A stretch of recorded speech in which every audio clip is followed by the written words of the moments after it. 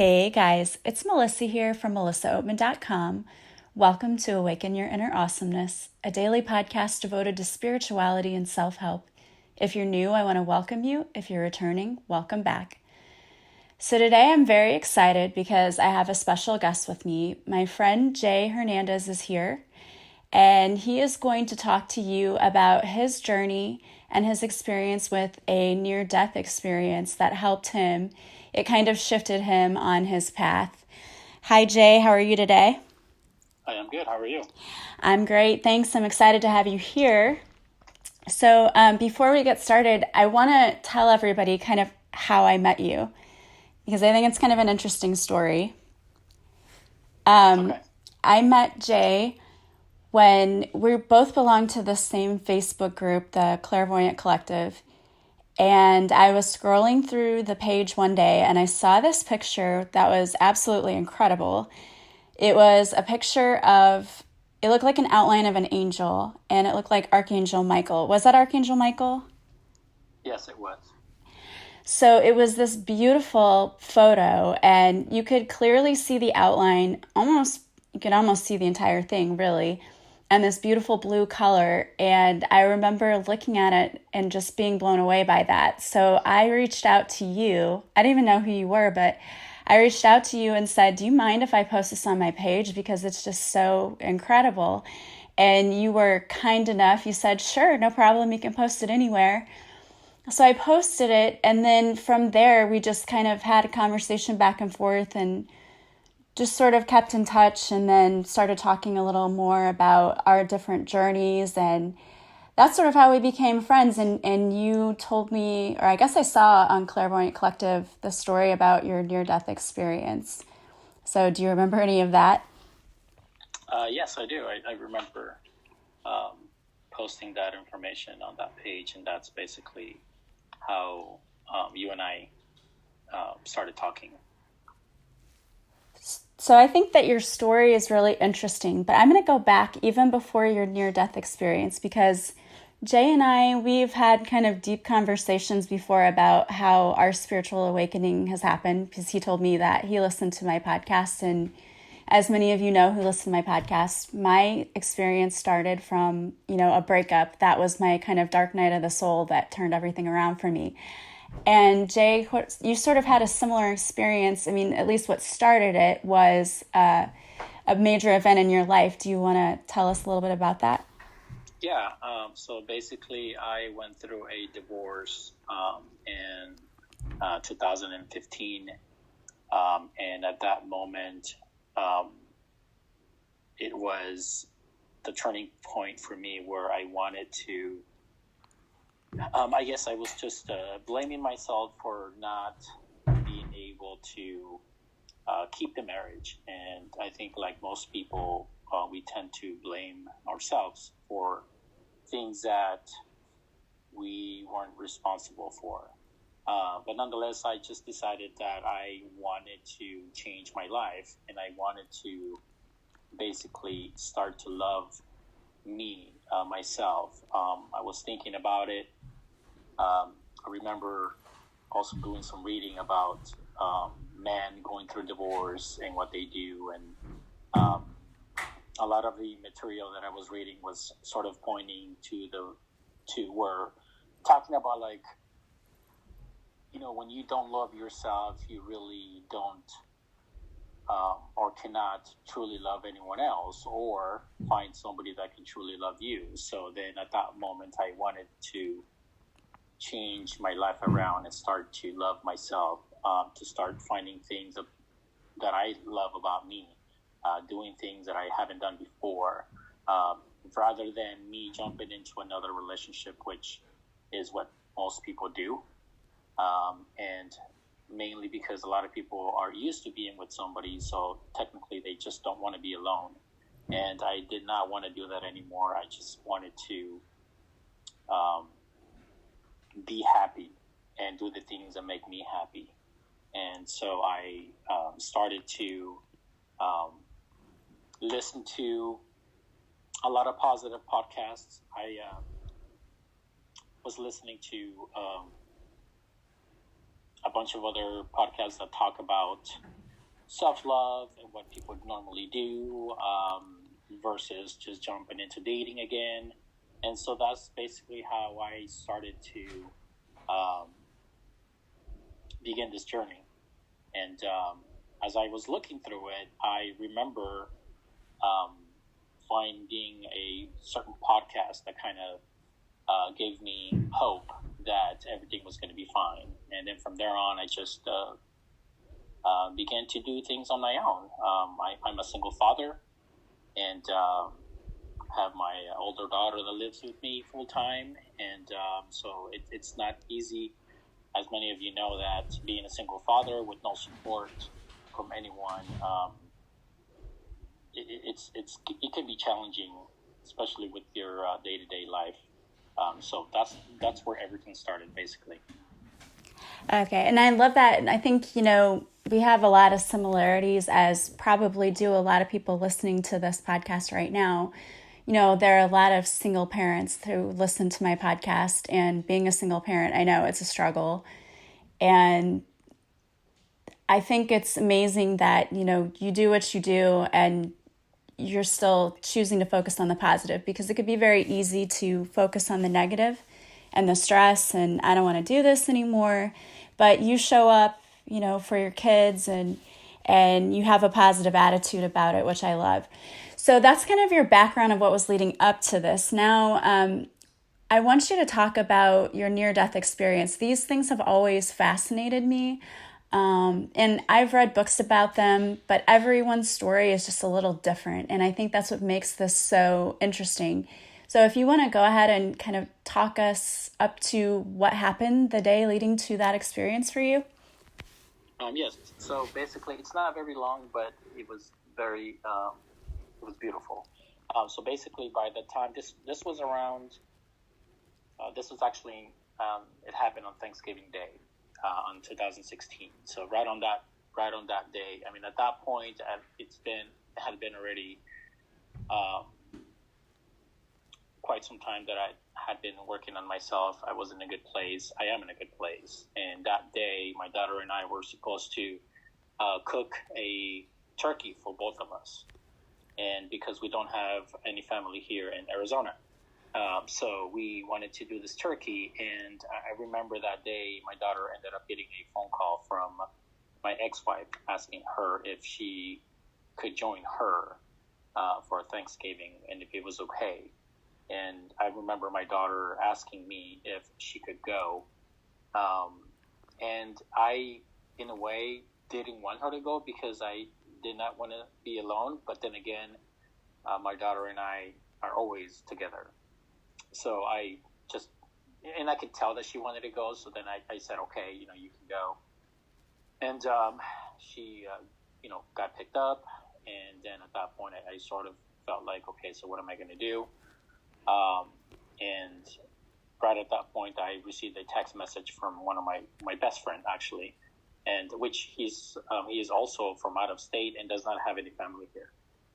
And he invited me to his home to have turkey with his roommates. And there was going to be a few other people there.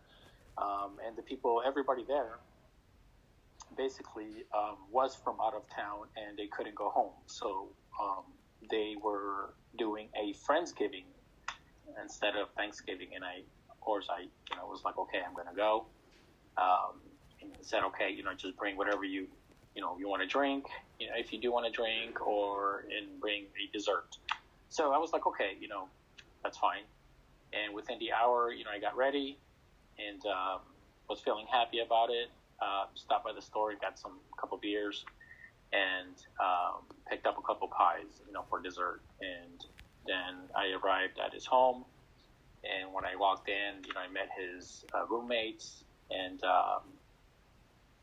at that point, we all sat down at the dinner table while he was doing the cooking.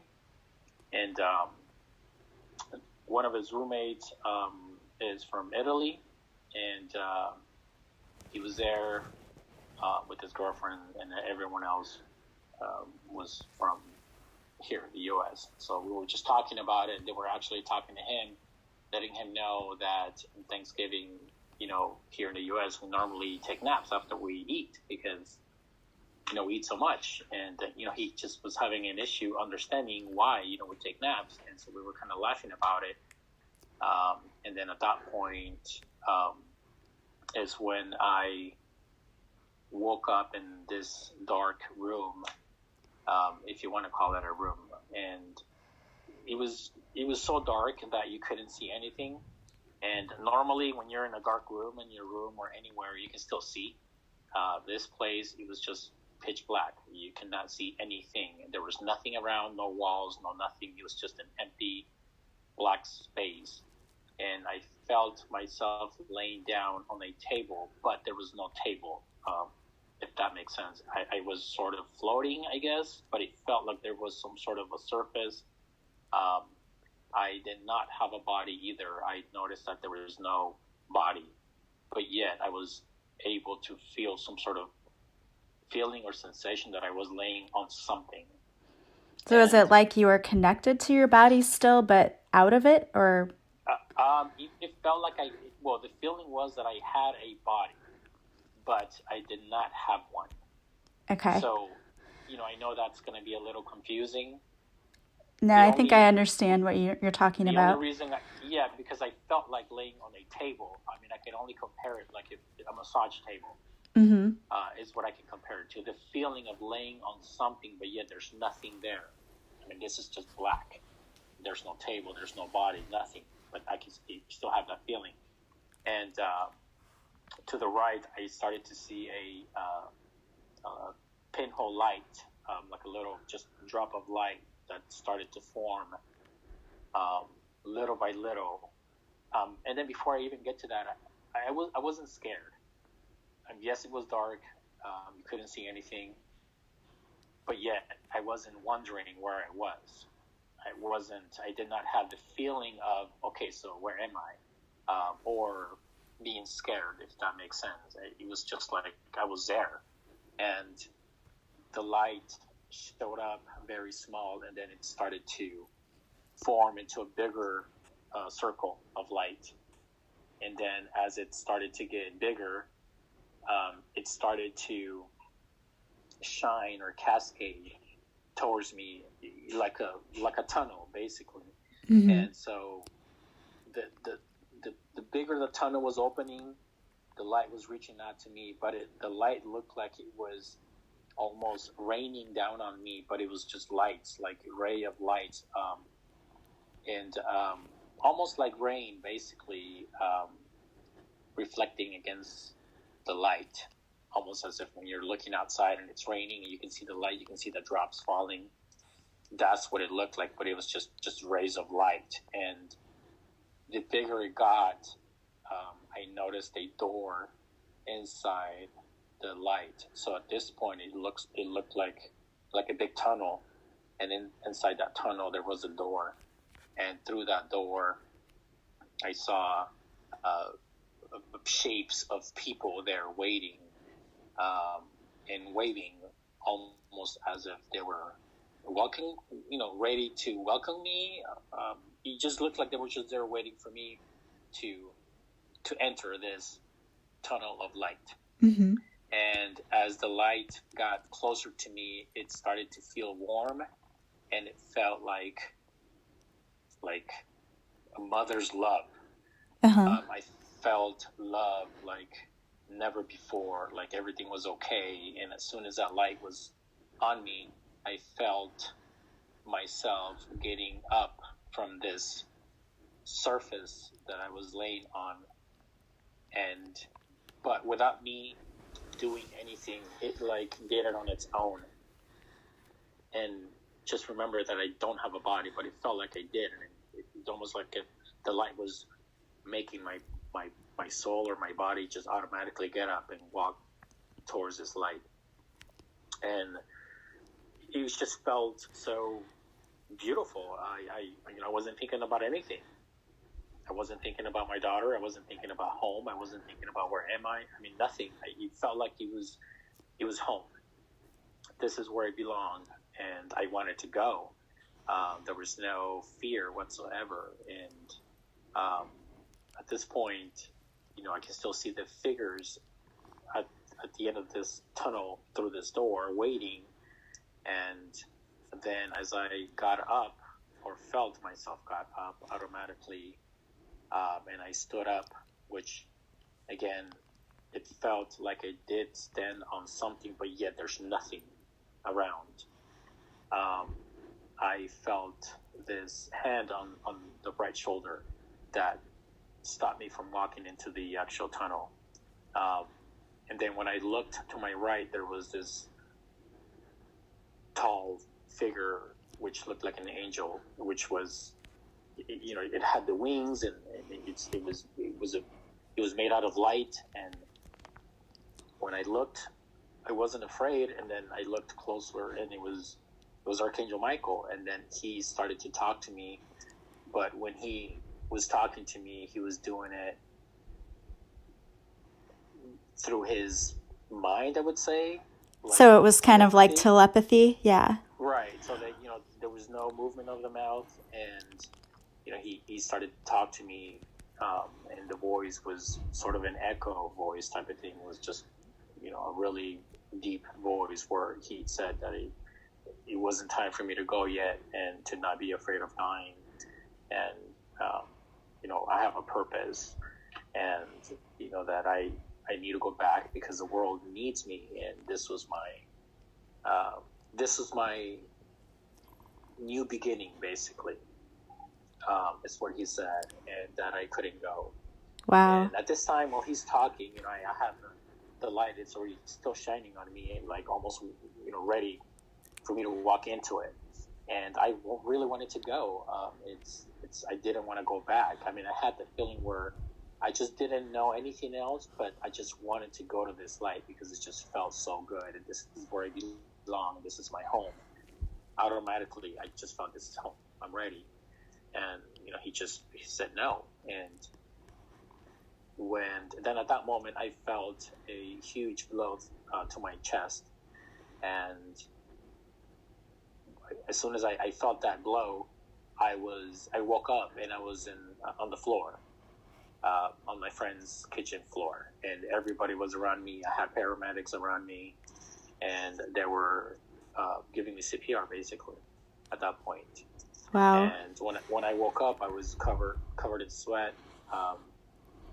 The first reaction I had was to get up, and I tried, and they forced me down, and they were telling me not to get up. And when I woke up, I was actually scared because, last memory I had, I was sitting at the table. We're talking about taking naps, Thanksgiving, eating turkey, and then I'm in this dark room, and then I had this interaction, with the light and this angel, and then next thing you know, I'm laying down, and people is all over around me, and basically I just wanted to get up. I felt energized. I almost as if I worked out. Yeah. And at the end, you're sweating, and you're just you feel energized. You feel good, Yeah. And that's how I felt, and they just didn't want me to get up. And I started to ask, what happened, and everybody was just screaming and panicking. My friend was crying, and there was people screaming. Then at that point, they, asked me if I was okay. I said I was fine, and they said I needed to go to the hospital. I said I don't want to go to the hospital. I felt good, and they said, no, you're not fine. You were unconscious, you were gone, and you had no pulse. You definitely take you to the hospital. And I said I don't want to go to the hospital.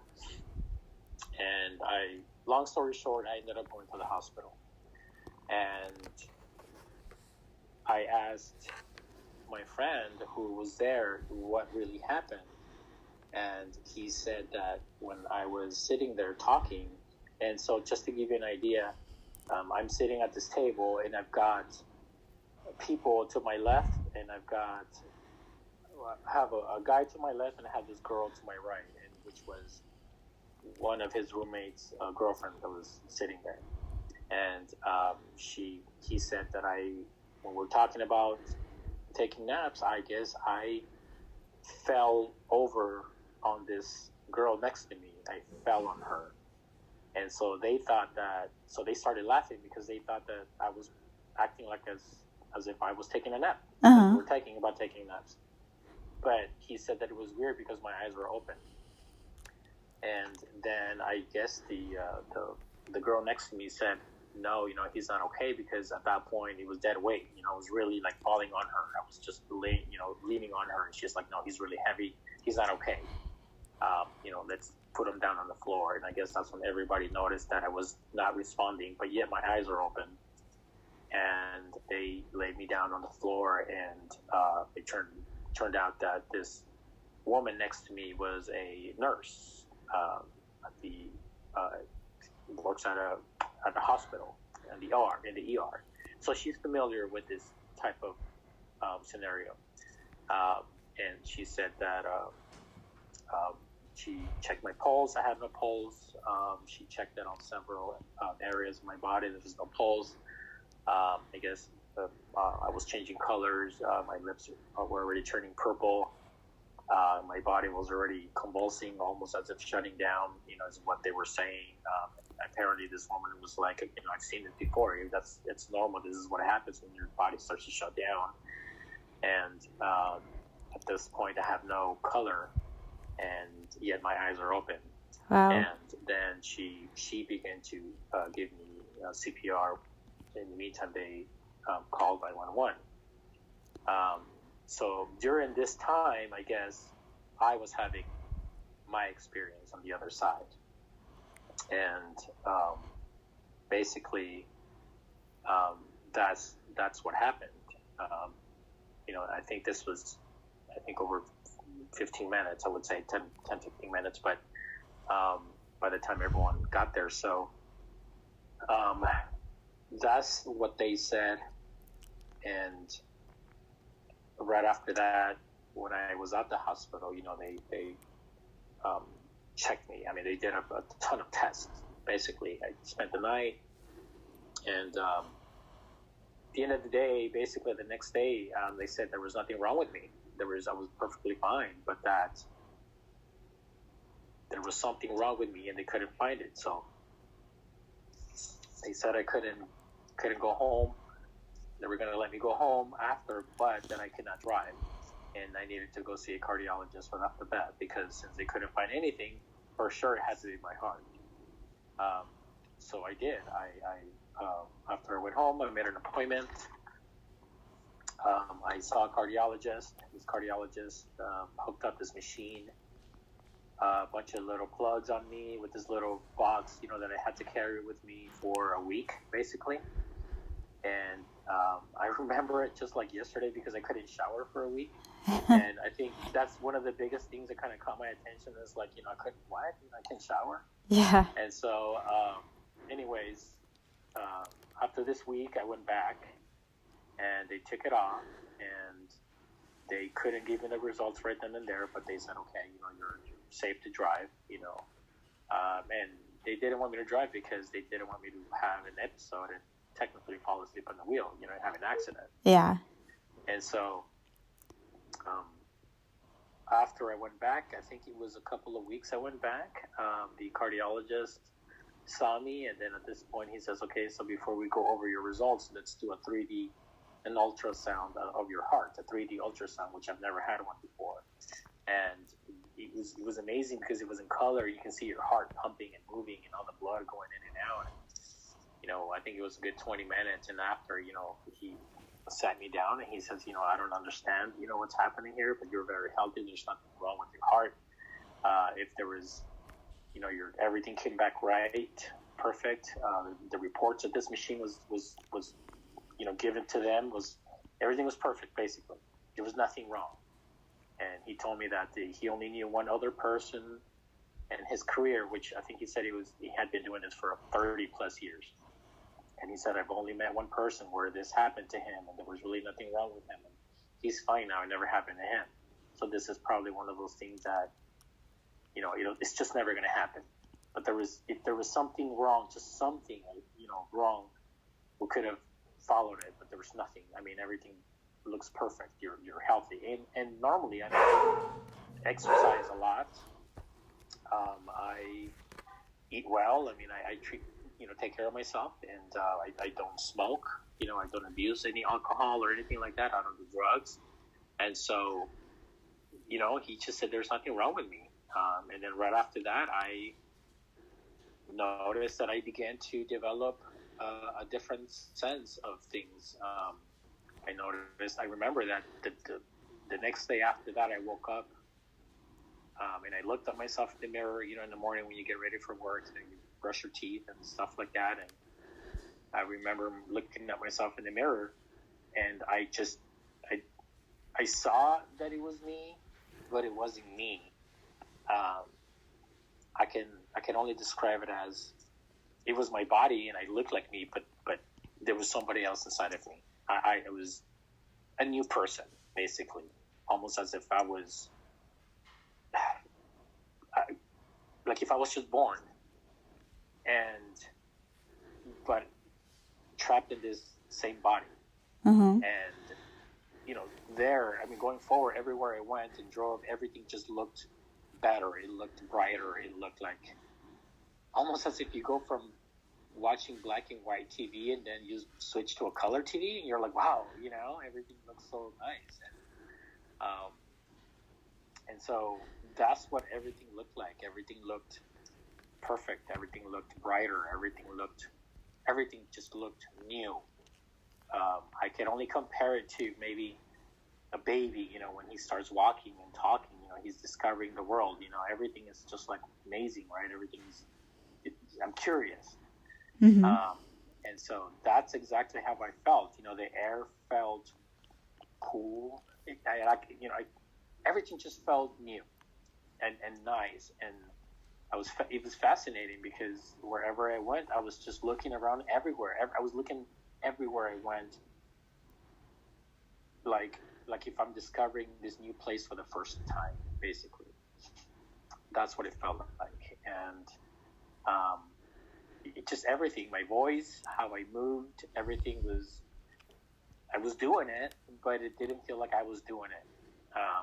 It's kind of like my new soul or whoever I am, or it was there. I'm learning how to navigate this body, basically.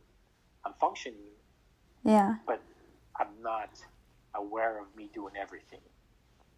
And it was really cool, to be honest with you. Even to this point right now, I know what I'm doing now, but everything still looks very bright, very nice.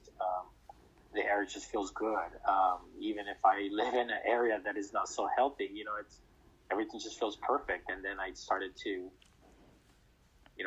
develop these abilities where I was able to, see a lot of images and figures and people that I thought I was going crazy, So I remember going to my family doctor, telling her that, I talked to her about it, and she was able to pull the reports from the hospital. And I told her that I was seeing things, I was hallucinating, because I kept seeing figures.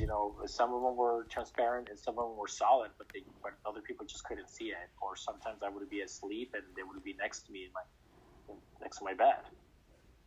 And then so I thought that I was hallucinating, and that maybe this was a product of what happened. And so she said that because it was a traumatic experience, that it's very normal. And so she prescribed me some medicine for me to take, and it was going to help me.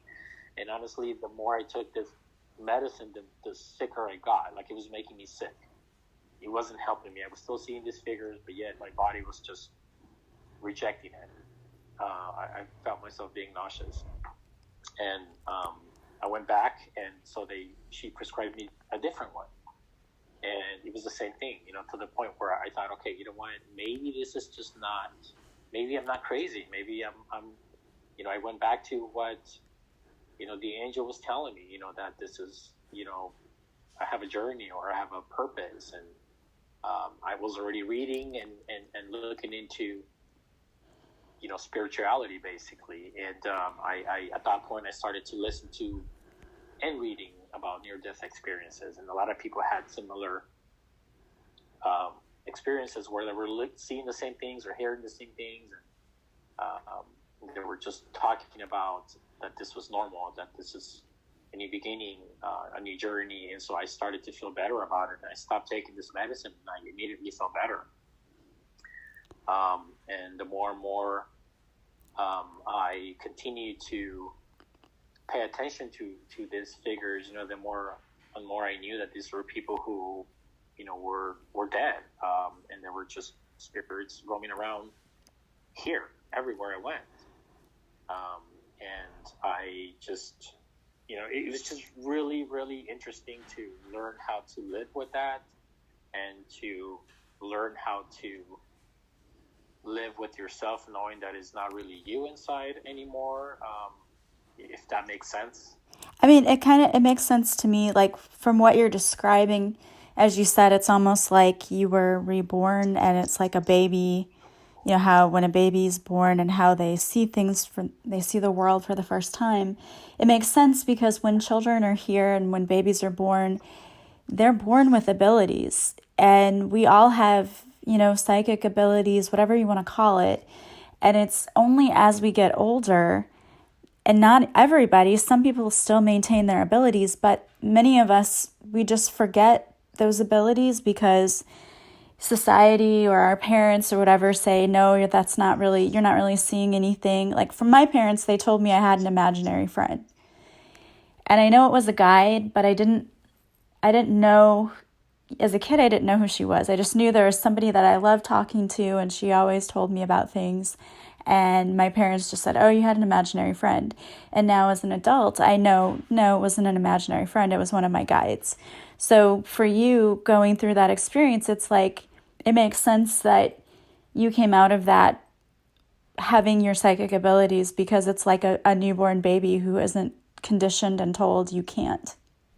Right. Yes, exactly. Just like that. So, and I started to look at, I was raised Catholic, basically in a Catholic family, and I started to look at religion in a whole different way, because in a way I had this knowledge of so many different things after this experience, almost as if they just loaded all this information into me. I started to look at religion in a whole different way, because it feels like when I was having this experience, aside from the interaction that I had with Archangel Michael, at the same time I was given all this knowledge about what the universe or God, however you guys want to call it, is all about, which is totally different from what a religion is, Catholic or any other religion for that matter. I have all this knowledge, almost as if it was downloaded into me, if you want to call it. I mean, if you want to put it in words, I have all this knowledge, that were, religion to me now it's like a box, is how I describe it. You have to fit into this box, or a cult, or whatever you want to call it, where they're telling you what you can and cannot do. And if you do what they're telling you that you cannot do, or their Bible, because every single religion has their own Bible. And not that I'm disputing the Bible itself, but I've noticed every single religion has a different Bible, and they have different meanings, or they talk about different things. So therefore, I feel like it's not the real thing for me. Yeah, it's contradictory. Right. And so I feel like, okay, so being Catholic or whatever it is, any other religion feels like it's this box, where, they keep you inside this box. And to me, I immediately, I know that I'm not a Catholic anymore.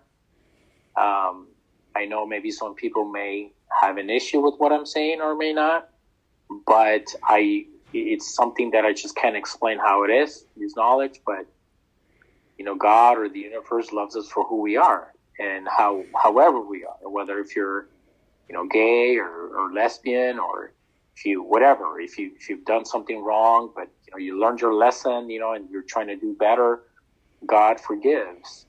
and because he loves us all, they really do, and he really does. And so, versus some religions kind of isolate you and they tell you that it's wrong, or if you eat this, it's wrong, or if you do certain things, you're going to go to hell. I mean, it almost sounds like they judge you.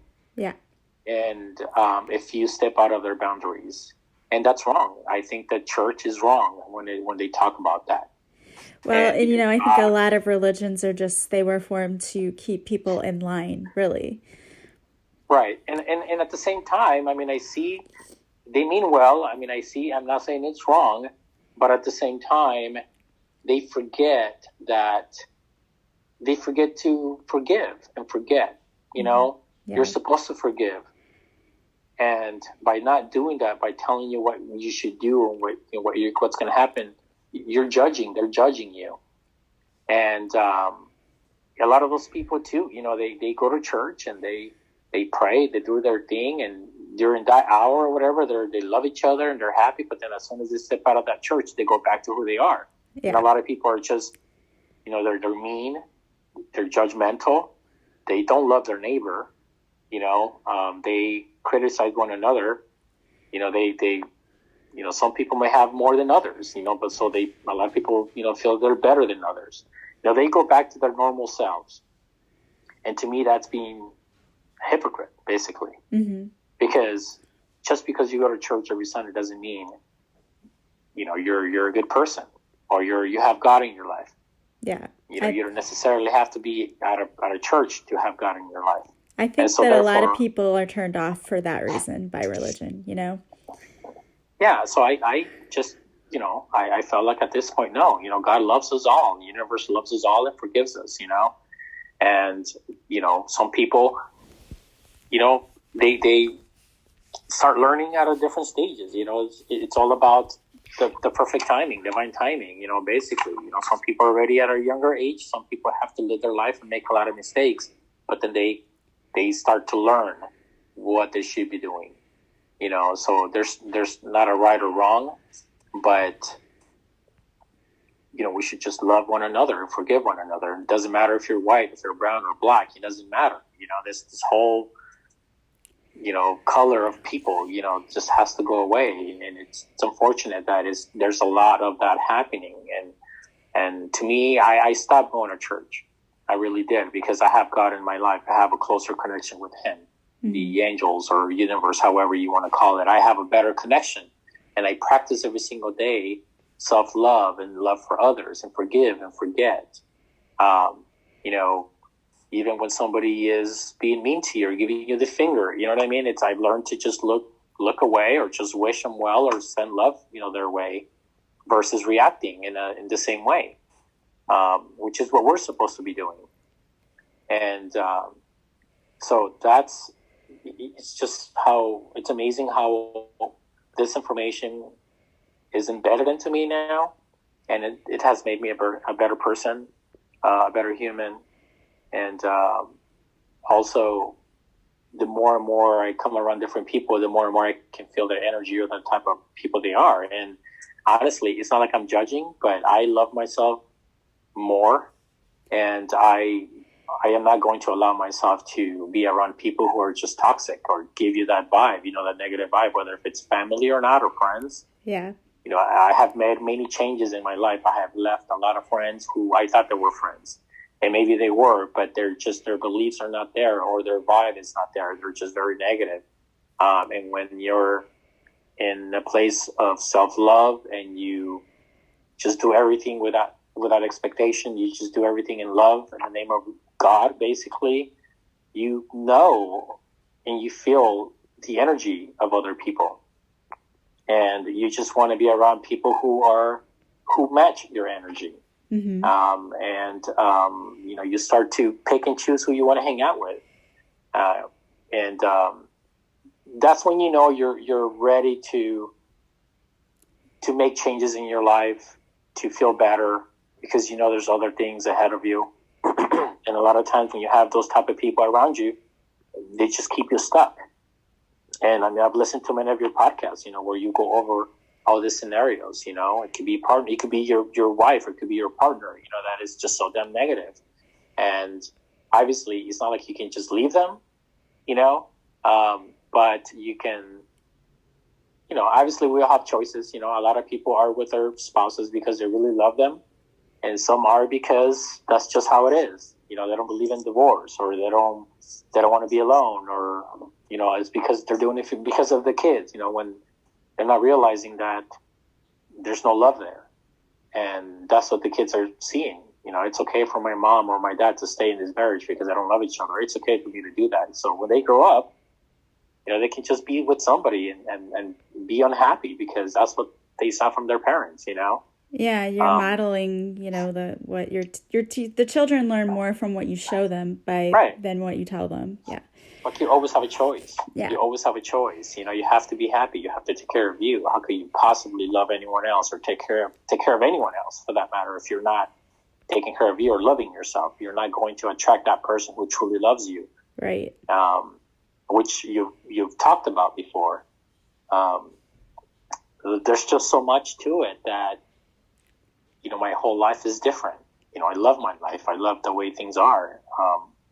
With me and for me, and since then I've attracted new people. I've attracted new friends, and the few friends that I have are very positive.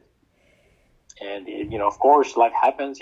Things go wrong, but they're not the type of people who say, "Oh, this happened to me and poor me, and what am I going to do?" And next thing you know, they're just complaining, blaming everything else around them except themselves. My friends take responsibility for if they did something, or they know that it's not permanent. They'll be okay with it. They'll accept it, knowing that you can't control it, and they'll move forward and think of, okay, well, tomorrow's a new day. Yeah. I love that about the new people around me. And so when you start to feel love and you start to make changes in your life, things start to change for you. Around you, people, the right people come into your life. New opportunities. Yeah, I think you're right. I mean, and I talk about this all the time, but when you change yourself, those around you change, and either they will grow with you or they will grow away from you, apart from you. And you have to be okay with the fact that whatever happens, it's for your highest good. It's only going to help you. Yeah. Yeah, I mean, you've said it many times. You give out a lot of examples. From toxic relationships to family members. Of course, you can't just get away from family members, which you can. You can just not talk to them, for a while, or you can ignore text messages or phone calls, especially when, those type of people who just call you to vent all their problems to you.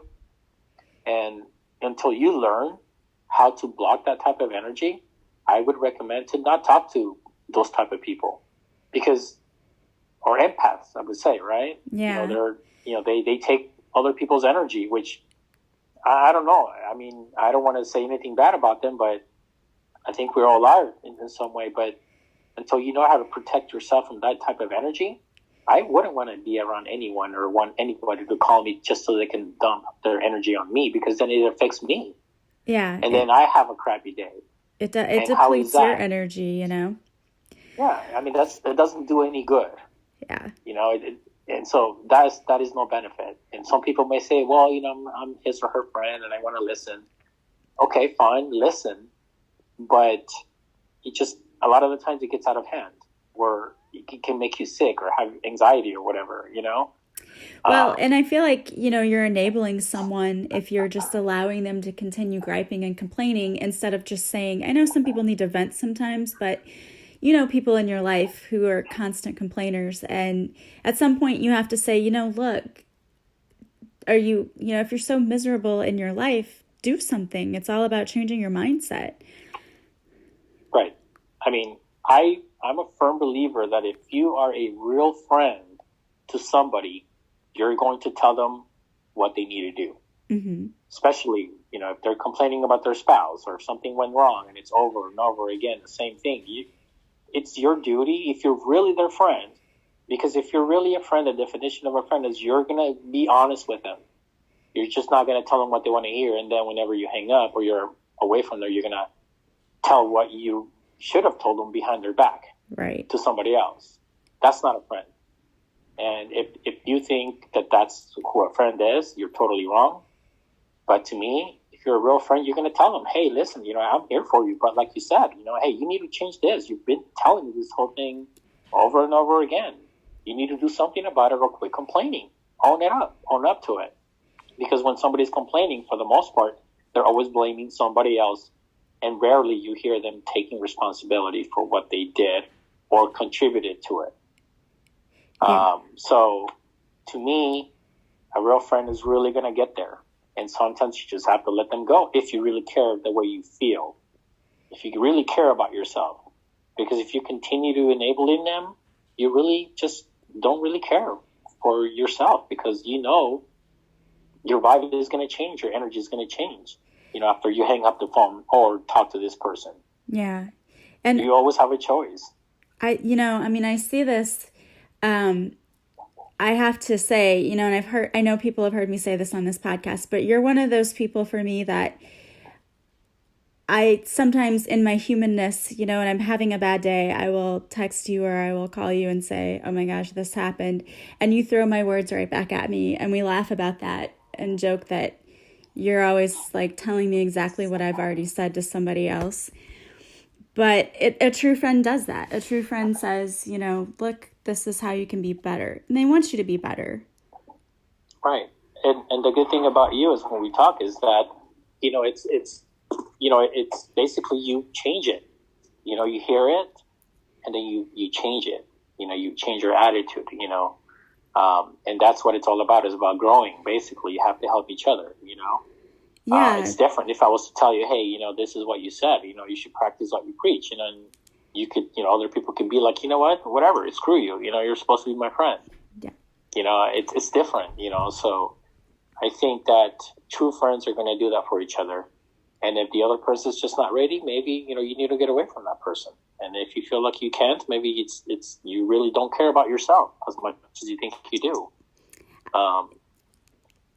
So it's been a life-changing event for me. I am grateful. I am thankful. And, how we became friends, too. It's one of those things where it was meant to happen. People just come into your life. I've learned to just accept it. I also tend to not put limitations or how it needs to happen. I just let it happen. I'm open to whatever happening, Mm-hmm. And most people just want to control everything, and they don't realize that we can't control everything. There's certain things you can, which is how you react to things and how you react to other people. But for the most part, there's a lot of things that we just can't control. And we have a choice. Do we want to feel good about it, or do we want to feel bad about it? Yeah. And either way, we're not going to be able to change it. So why not feel good about it, knowing that things are going to be okay? I mean, I think all of us have gone through some difficult experiences or situations. But at the end of the day, if you think back, they worked out somehow. And throughout the process, do you want to feel like crap, or do you want to feel good about it? Because, either way, you can't control it. So why not feel good about it? And by feeling good about it, things may change even quicker. Yeah.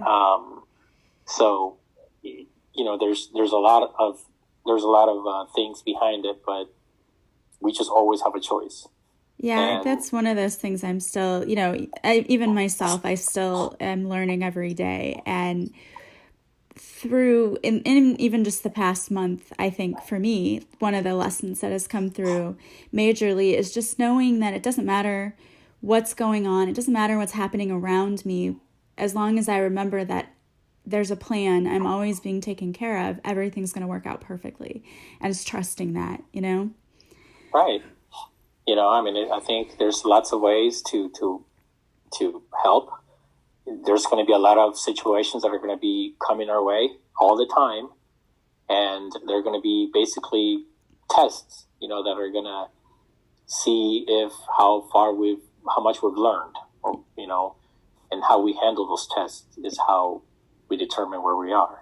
Yeah. And we have to just keep learning every single day, and doing our best, but to make sure that we are really doing our best. And honestly, I think you and I have talked about it before, where I don't watch news. I don't have TV. Yeah, I don't have cable, because when you turn on the TV, that's all you see is bad news, Yeah. negativity. Yeah.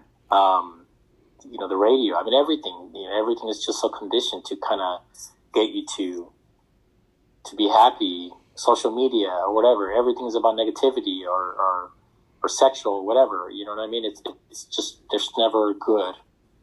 There's never something good out there. So, like I've said before, if you're in a place where you can control yourself and how to shield yourself from all this negativity, then fine, go ahead and do what you got to do. But if you can't, I would keep away from all of that. It's a process. It really It is. doesn't happen overnight.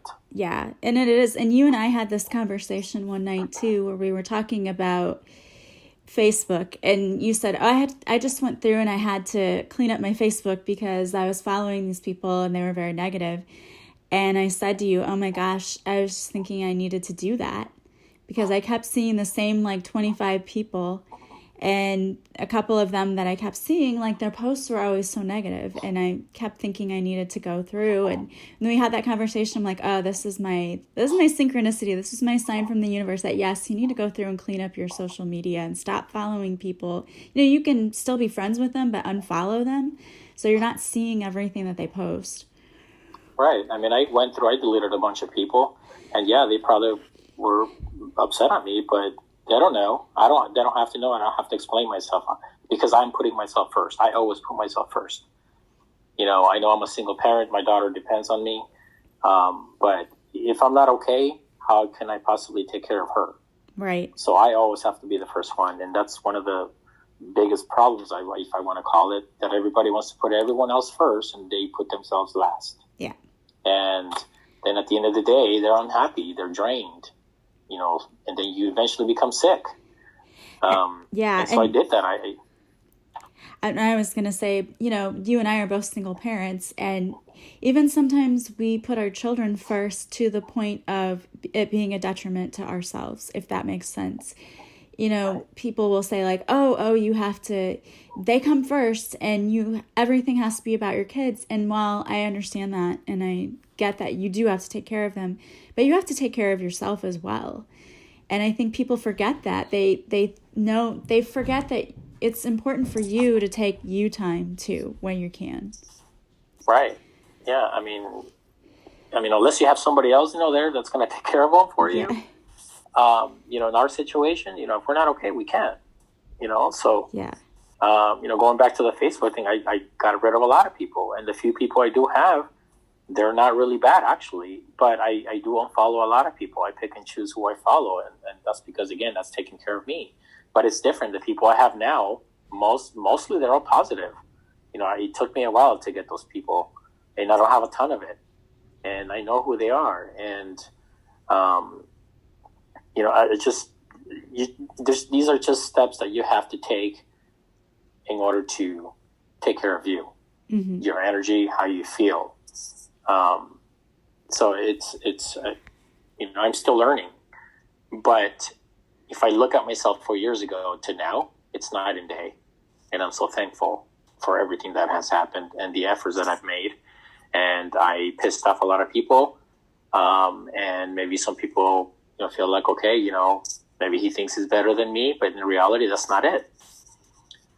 So I really don't care what people think. I'm very honest. Sometimes I'm way too honest. I don't sugarcoat anything. I don't think people should, because that's just how the world is. You can't really say what you feel because everybody gets hurt. Right. I really don't care. I really don't. And if anything, I'm doing you a favor if I'm being honest with you, If you need to hear something, I'm going to tell you the way it is. Why even sugarcoat it? You're not going to learn from it. So that's just how I live my life now. And you can either like it or not. But just, there's always something there to change or to improve. Right. And why, that's how it was before. I'm 45. I was raised in the 80s. there was no cell phones, and it was just so different, basically. And nobody was just so sensitive about everything. I mean, I don't like that. How everybody gets hurt about it, but too bad. I mean, if you're a jerk, I'm going to call you a jerk. That's just how it is, And I would want them to say, to me, if I'm being a jerk to somebody, I want them to tell me exactly how I'm feeling, how I'm acting, so that I can correct it. Mm-hmm. That's just what it's all about. So, there's just so much that I can talk about, but that's, for the most part, that's exactly who I am after my accident, and I love it. I wouldn't change it. I think what is so great about your story too is just how much more confident you seem to be afterwards, because I mean, I didn't know you before, obviously, but you can just, when I talk to you, you can tell that you're very confident in your own skin. And I think that that's great. And I think that's what we're striving to be, and what a lot of people still need to work on, and myself included, that you have to be comfortable in your own skin and being who you are, and not afraid of what anyone else thinks of you. And when you can get to that point, that's a freedom that I think not many people know, but how great that is, It really is. It really is when you just love yourself for who you are, Yeah. And you don't have to answer to anyone else. And if they don't like it, that's too bad. Because that's just how it is. Everybody has to fit in now. Everybody has to look a certain way. Yeah. Everybody has to talk a certain way. Everybody has to have this or that. I mean, it doesn't matter. When you die, when you go to the next level, it doesn't matter if you're rich or not. What matters is what kind of person you were, and how you treated, how you feel about things, Yeah. Did you really love your neighbor? Did you really do things in love, or did you do things because you knew you were going to get something out of it? That's what really counts, what kind of person you are, not what you have. If you're one of those people who think, oh, we'll have this car, you have this home or whatever, that doesn't matter. It really doesn't. Because you can be rich, you can be a really crappy person inside and treat others like crap. You can be so beautiful, but you can be so ugly inside. Yeah. And none of those things are truly what makes you happy. I mean, you hear it all the time of people who have fame and money, and they're not happy. They would kill to trade with somebody else who loved their life, because it's not about the material things. It's not about the outside. It's about your inner self. And that's the thing that's going to truly make you happy. And I really liked what you said earlier when you were talking about, how you felt like people jump into dating right after marriage or after a relationship. And I've said this before, they go from relationship to relationship. And what that tells me, without taking the time to really seriously heal your inner self, is it tells me that you're not okay with being alone with yourself because you don't like yourself. Or you're afraid of being alone with yourself because you're afraid of, of your own thoughts. I really think that's what it is. I think it's being alone with your own thoughts is a scary thing when you don't like yourself. Right. I know a few people who are with people who they shouldn't be with, but because I don't know what they see on them. They don't want to be alone. I truly think they don't want to be alone, or they've had many other partners and now they just want to keep this one, but they ignore the red flags, or they treat them like crap, but yeah, they're okay with it. I mean, it's just, I know a few people who are like that, and it's just like, okay, if they have kids too, it's like, okay, this is what you're showing your kids, that it's okay to put up with this crap. Yeah. I mean, even the famous people, who are rich, movie stars, you see them with different partners all the time, very few of them you see that, marriages last for a long time, but that's just how it is. A lot of people just don't want to be alone. This just, there's just so much of it that when you're in a different state of mind, and when you are loving yourself, you start to see everything around you. And that's a sign that you can pick and choose who you want to be around with, what kind of person you want to be. So I mean, to this point, I mean, it's been 4 years, and I've been doing all of this for myself. Yeah. And I love it. I mean, I read, I do a lot of things I like doing. I mean, I'm happy with myself at this point. And I wouldn't be here right now, if I didn't do that work. Right. And continue to do it on a daily basis. Yeah. And I think, and I've said this before too, is the thing that's really interesting is as humans, we tend to find and see the flaws in others. That's just like a natural tendency for us. And when you learn to do things out of love instead, when you do that, when you have a partner, it's like instead of finding the flaws, instead you see all of the beauty within that person and what really makes that person lovely. And it's like, I don't know how to explain it, but it's like your love for that person grows more because you're not focused on the negative. You're focused on seeing the good in that person, and then the good grows, if that makes sense. Yeah, it totally makes sense, but there's a fine line too. You can be doing all of this and seeing the good in your partner, but if that person right there is not treating you right, there's a fine line, okay?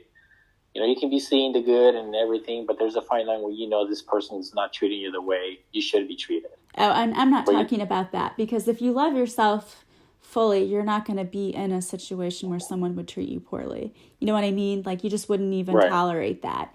But I'm talking about with anyone, even in friendships, we tend to see flaws in people, and instead of, seeing the good in people, but I if you're really truly at a point where you love yourself, you will not even entertain someone who does not treat you the right way. That's really why, people are like, oh, you're so picky. No, I know how I deserve to be treated, and I'm not going to be with anyone who doesn't treat me that way. Yeah, exactly. I feel the same way too. I know what I'm about. I know what I have to offer. And, it's one of those things where, it's not like I'm picky, I would say. I'm not going to go just with anyone. So, yeah. You're very right. Well, and I think, people need to start being a little pickier sometimes, and I think that's with a lot of relationships. I think nowadays it's just everything moves so fast, and we just don't build things on solid foundations anymore. It's like everyone has to rush into everything. There's no timing. There's no timeline for things. Shouldn't feel like we have to be at this point in our lives by this date. It's like when you learn to stop controlling that and stop saying, I have to see these results by this time, and just relax and go with the flow of life and enjoy the present moment, that's when things start to fall into place. Yeah, I mean, that's one of the reasons I love listening to your podcast, because every single day you talk about something different that makes sense and reminds me, of how I should be and what I should be doing, how we should be doing. Yeah. So I think it's great. I mean, I love it. I mean, I've been listening to it for a long time. I mean, we've had conversations about it, and I find myself applying it. Or I could be in a situation where I'm beginning to get upset, and I'm working on just getting rid of that. And then just listening to your podcast, a lot of the times, just so happens you're talking about that. That's really funny, because when you say that, a lot of people say that to me. They're like, I was going through this, and then you did a podcast episode that was just about that. And I can tell you that it's not on accident. I mean, the universe, I always ask, what do people need to hear? And that's how I get my topics. And so it happens for a reason. Plus, I feel like, when you start to find your tribe, I feel like you're one of my tribe members. I feel like a lot of my listeners are, that we kind of are on the same wavelength, if that makes sense. Exactly. I mean, everything is happening the way it's supposed to. Yeah. And we're supposed to believe, trust and believe. That's it. Stop questioning. That's right. And yeah, we get a lot of synchronicities, Right. Because that happens to me too. I'll be thinking about something, and then somebody that is one of my listeners that I follow on Facebook posts something that's talking just about that, or, you've started this new group to keep things positive, or you'll post something, and it's just signs from the universe that, to me, kind of say, you're on the right track, keep going. Right. Yeah, I mean, that's why I created the new group, to be positive, period. We need something positive. Yeah, we need a lot more of we've that. We've all been in different groups where they're positive, but then you get so many people enter that some people just lose sight of it and they start dumping the negative energy in there. And then next thing you know, it's just no longer a positive environment. And I wanted to create one where everything is just going to be positive, and it's okay to vent and to ask for help. But, you also have to own up to your own actions and do something about it. And you have the support, but I just mainly want it to be a place where it's just positive, positive, positive. And it's going great, and I'm glad that you're a part of it, and I'm glad that you're my friend, and I'm glad that you're having me here too. And everything's happening for a reason, and I love it. I mean, it's awesome. I've really, truly enjoyed having your friendship in my life. It's meant a lot to me. It was very unexpected because I wasn't expecting to just find this picture and then text you or send you a message asking to borrow it, and then that turning into a friendship. So it was surprising, unexpected, but in a very good way, very positive. And, you're the type of friend, when we talk, it's like hours, and it's like talking to an old soul, which is really rare to find these days, I think. And so I really appreciate that. I appreciate you, and thank you for coming on here to share your story. I know that it's going to help others who are listening, because I know for sure I have had other listeners tell me they've had near-death experiences. So you talking about your own experience is only going to help someone else who might be listening. So thank you for coming on. Thank you so much for having me. I enjoyed it. And I also thank you for your friendship. And I hope that everyone else enjoys this episode. I'm sure that they will. And your story is fascinating. And those that know you know that you're very genuine. So just hearing your experiences, it's been an honor to have you on here today. And like I said, I know that your story is going to help others. So I want to thank Jay for joining me today.